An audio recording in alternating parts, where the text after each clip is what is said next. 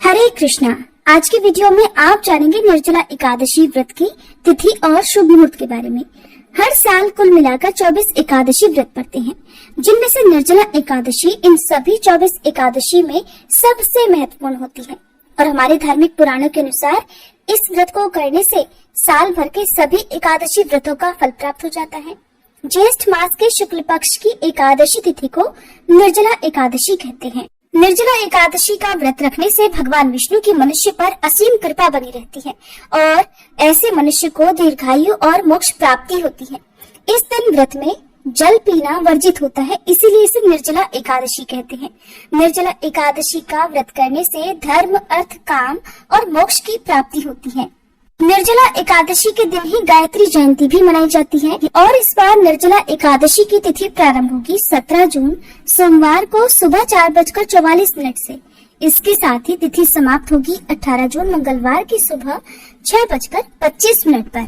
और एकादशी व्रत के नियमों के अनुसार इस बार 18 जून मंगलवार को निर्जला एकादशी का व्रत रखा जाएगा।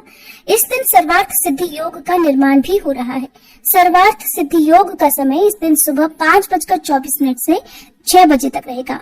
अब आप सोच रहे होंगे कि जब 17 जून को सूर्योदय से पहले ही एकादशी तिथि लग रही है तो 17 जून को उपवास क्यों नहीं रखा जाएगा? तो देखिए, क्योंकि अगले दिन 18 जून को सुबह सूर्योदय से लेकर दोपहर तक हरिवासर का समय रहने वाला है और हरिवासर का समय समाप्त होगा 18 जून मंगलवार को दोपहर 12 बजे तक। एकादशी व्रत के नियमों के अनुसार जब तक हरिवासर रहता है तब तक एकादशी का उपवास नहीं खोला जाता। हमेशा हरिवासर का समय बीतने के बाद ही उपवास खोला जाता है। ऐसे में जो लोग 17 जून को उपवास रखना चाहते हो उन्हें अगले दिन दोपहर 12 बजे के बाद व्रत का पारण करना होगा। ऐसे में एकादशी का उपवास बहुत अधिक समय के लिए हो जाएगा, इसलिए आप सभी को 18 जून को ही उपवास रखना चाहिए। जो लोग इस नियम का पालन नहीं करते और 17 जून को ही उपवास रखना चाहते हो तो उन्हें यदि उपवास खोलना भी हो तो 18 जून मंगलवार को दोपहर 1 बजे से 3 बजे के बीच में अपना उपवास खोल लेना होगा। हालांकि शास्त्र सम्मत तथ्य यही है कि जब भी एकादशी तिथि इस तरह से 2 दिन पड़ती है तब सभी को, चाहे वो गृहस्थ जन हो या वैष्णव जन हो, उन्हें दूजी एकादशी का ही उपवास रखना चाहिए। 18 जून मंगलवार को सूर्योदय होगा सुबह 5:45 पर, सूर्यास्त होगा शाम 7:10 पर। इस दिन ब्रह्म मुहूर्त सुबह 4:09 से 4:57 तक रहेगा। शिव योग सारा दिन रहेगा जो कि रात 9:38 पर समाप्त हो जाएगा। बाद में सिद्ध योग प्रारंभ हो जाएगा। अभिजीत मुहूर्त दोपहर 12:01 से 12:54 तक रहेगा और राहु काल दोपहर 3 से 4:30 बजे तक रहेगा। 19 जून बुधवार को सूर्योदय होगा सुबह 5:45 पर, सूर्यास्त होगा शाम 7:10 पर। ब्रह्म मुहूर्त सुबह 4:09 से 4:57 तक रहेगा। सिद्ध योग सारा दिन रहेगा जो कि रात 9:11 पर समाप्त होगा और इसके बाद में साध्य योग प्रारंभ हो जाएगा। ये सभी योग बहुत ही शुभ हैं। इन शुभ योगों में की गई पूजा या रखा गया उपवास अवश्य फलित होता है। विशाखा नक्षत्र शाम 5:23 तक रहेगा। बाद में अनुराधा नक्षत्र प्रारंभ हो जाएगा और इस दिन राहु काल दोपहर 12 बजे से 1:30 बजे तक रहेगा।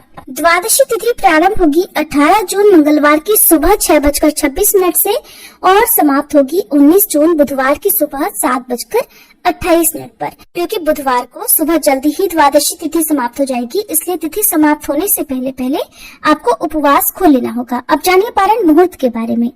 19 जून बुधवार को एकादशी व्रत का पारणा किया जाएगा सुबह 5:45 से 7:28 के बीच में। निर्जला एकादशी के दिन सुबह स्नान करके सूर्य देव को अर्घ्य जरूर दें। इसके बाद पीले वस्त्र धारण करें और भगवान श्री हरि विष्णु की पूजा करें। व्रत रखना चाहते हो तो व्रत का संकल्प लें। यदि आप निर्जल व्रत रखना चाहते हो तो निर्जल व्रत का, और यदि आप फलाहार ग्रहण करके व्रत रखना चाहते हो तो फलाहार का भी आप संकल्प ले सकते हैं। भगवान विष्णु को पीले पुष्प, तुलसी दल, पंचामृत अर्पित करें। साथ ही भगवान विष्णु और माता लक्ष्मी जी के मंत्रों का जाप करें।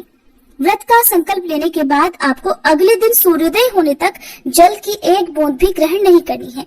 एकादशी व्रत के दिन संकल्प लेते समय जो आचमन किया जाता है, जल की बस उतनी ही बूंदें आप ग्रहण कर सकते हैं। इसके अलावा यदि बहुत ज्यादा प्यास दिन में लगती है तो आप 1 या 2 बार पानी से कुल्ला भी कर सकते हैं। ध्यान रखें पानी मुंह के अंदर ना जाए।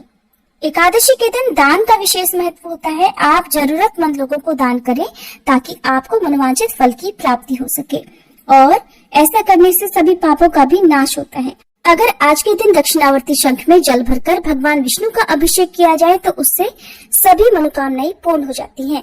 द्वादशी तिथि को विधि विधान से पूजा करने के बाद शुभ मुहूर्त में व्रत का पारण करना चाहिए। ये थी आज की वीडियो। अगर आपको जानकारी अच्छी लगी हो तो वीडियो को लाइक करना मत भूलिएगा।